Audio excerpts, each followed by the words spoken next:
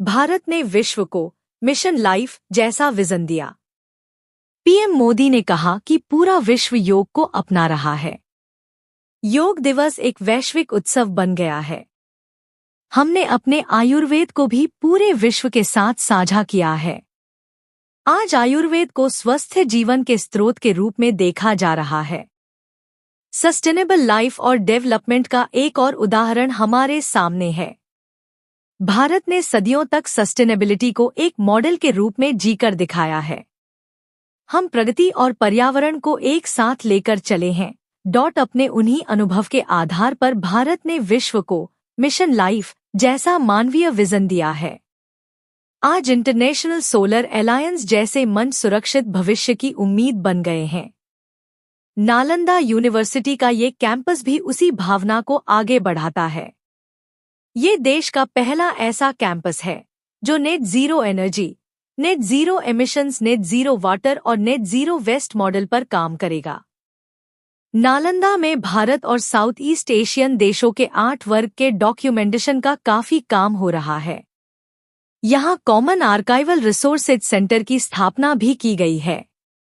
Nalanda university ASEAN India university network बनाने की दिशा में भी काम कर रही है। इतने कम समय में कई लीडिंग ग्लोबल इंस्टीट्यूशंस यहाँ ऐसे समय में एक साथ आए हैं। हमारे साझा प्रयास हमारी साझी प्रगति को नई ऊर्जा देंगे। भारत में शिक्षा मानवता के लिए हमारे योगदान का एक माध्यम मानी जाती है।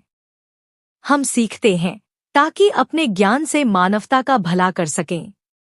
अभी 2 दिन के बाद ही 21 जून को इंटरनेशनल योगा डे है।